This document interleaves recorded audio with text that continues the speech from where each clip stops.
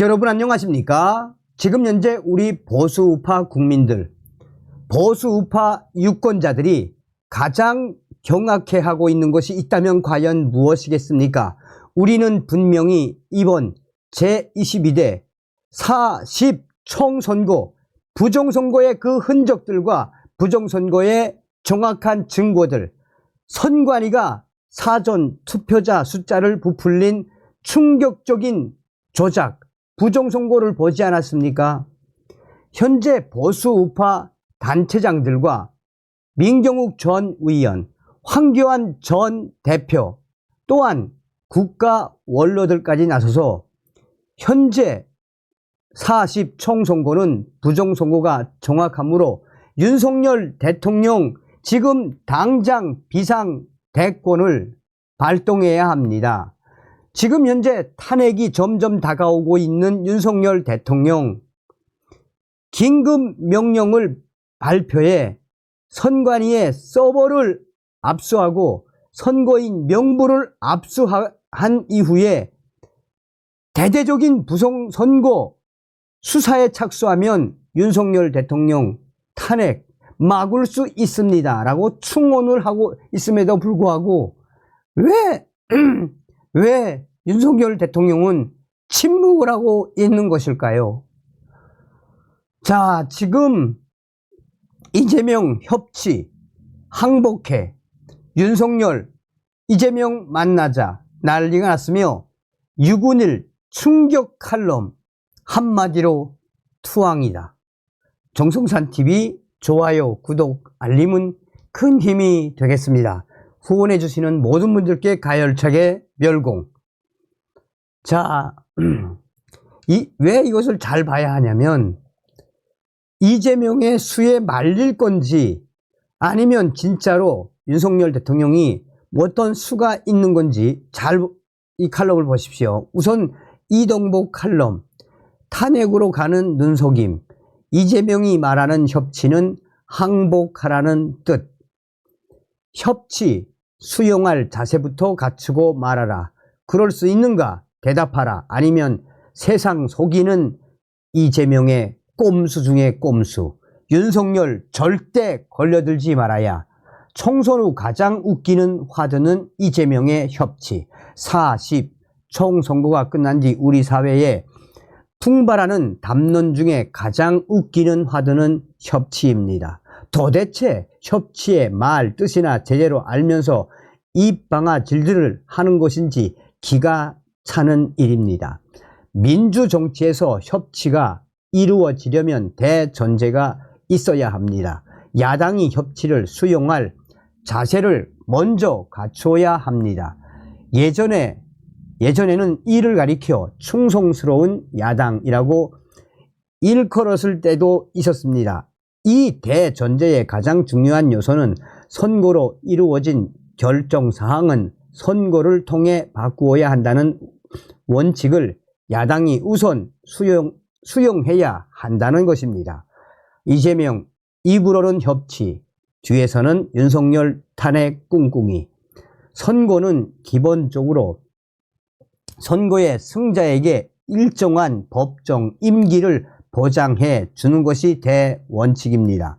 임기 동안 책임 정치를 보장해주고 임기 후 다음번 선거를 통해서 책임을 묻는 것입니다. 이와 반대로 공산주의자들은 이른바 프롤레타리아 무산 계급 혁명 이론을 내세워 선거 결과를 폭력 혁명으로 전복시키려 합니다.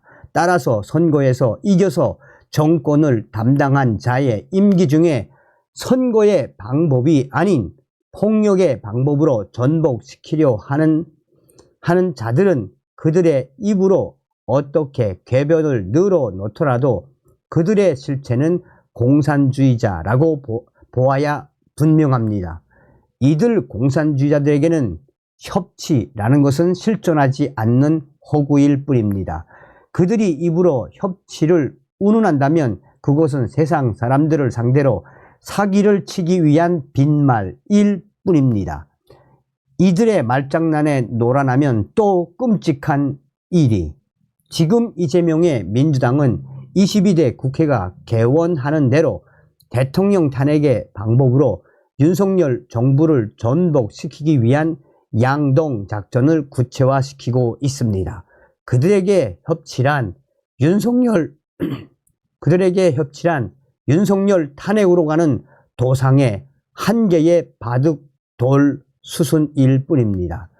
이러한데도 소위 이재명의 협치 말 노름에 대통령실이 놀아나고 국민의힘이 놀아나고 언론이 놀아나고 학자들이 놀아나고 시민사회가 놀아난다면 그것은 대한민국이라는 나라가 이미 공산주의자들과 그들의 쓸모있는 바보일 뿐인 종북 주사파 세력의 소나기 속에서 놀아나고 있음을 보여주는 것입니다. 윤석열 대통령과 지각 있는 국민들의 경각심을 촉구합니다. 윤석열 대통령은 절대 이재명의 협치, 즉 탄핵의 바늘에 껴서는 안 됩니다. 윤석열은 절대 이재명을 만나면 안 됩니다. 자, 이게 이제 윤석열 대통령이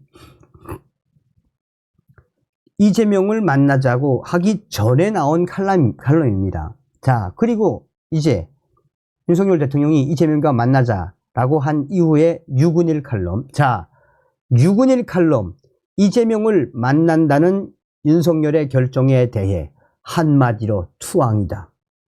이제 자유, 보수, 우파, 원내, 정파는 사라지는가? 우파 내부는 윤석열 편, 한동훈 편으로 갈라져 싸워 비좌파 언론은 중간 노선 승리라고 반겨 국민적 차원에서는 정통 자유정신은 살아있다.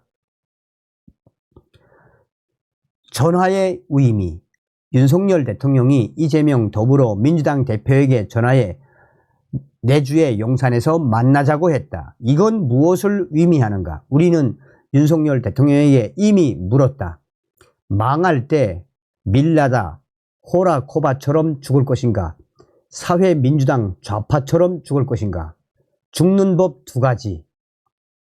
1940년대 후반 체코가 적화되었을 때 끝까지 투항을 거부하다 처형당한 호라코바 여사, 그리고 좌익 통일 전선에 가담해 입각까지 했다가 적화되자마자 숙청당한 사회민주당 좌파.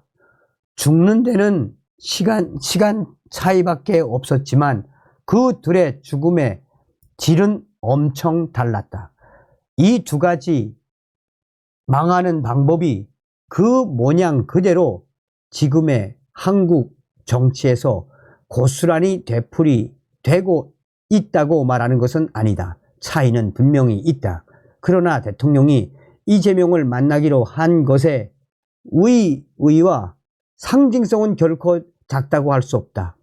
사비성, 평양성, 그리고 미저리함, 한마디로 투항이다. 지난 총선 결과 패배는 물론 정해졌다.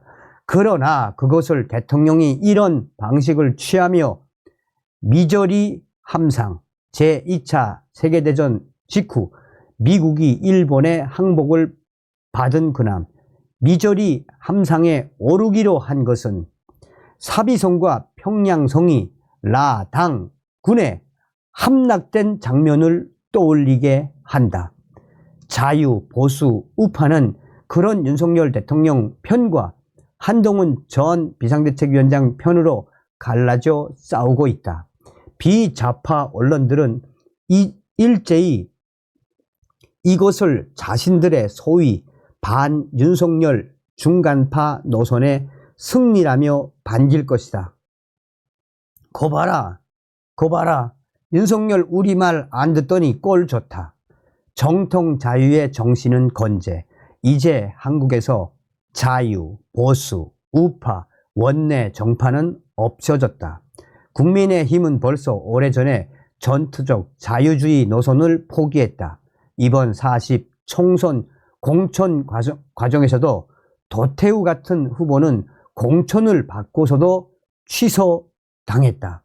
윤석열 대통령의 작년 8.15 경축사에 자유 정신도 백지로 돌아갔다. 그러나 국민적 차원에서는 아직도 정통 자유의 정신은 살아있는 것으로 보인다. 그렇기에 최근 여론조사에서 윤석열 대통령에 대한 지지도가 전보다 무려 11% 떨어진 23%로 나타났다. 왜? 국민의 힘의 기대와는 정반대로 이른바 산토끼는 오지 않고 실망한 집토끼만 가출해 버렸으니 우리는 그 어떤 추상적 이념을 고집하는 게 아니다. 실용을 반대하는 것도 아니다. 구시대적 꼰대 보수를 주장하는 것은 더욱 아니다. 정치 공학이 대세라지만 가치, 정신, 철학, 강조 멈출 수 없다.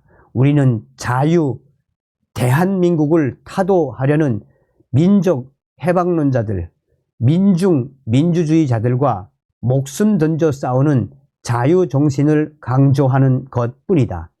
이것마저 중도 실용이란 구실로 내버린다면 자유 대한민국이라는 것이 뭐가 남겠는가? 일어나자. 자유인들 앉아서 사느니 서서 죽자. 우리 승리하리라.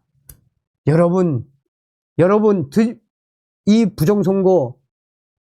부정선거를 박살내는데 여러분들 계속해서 행동으로 우리 힘을 모읍시다. 자, 여기서 핵심적으로 강조하고 싶은 건 무엇입니까? 자, 서두에도 말씀을 드렸습니다만 죄송합니다. 윤석열 대통령이 무슨 수가 있다면 딴 거 없지요. 부정선거 그냥 긴급명령을 내리면 끝나는 거 아니겠습니까? 대통령의 비상대권이 뭡니까? 계엄령 아닙니까? 계엄령. 다음 시간에 뵙겠습니다. 열고.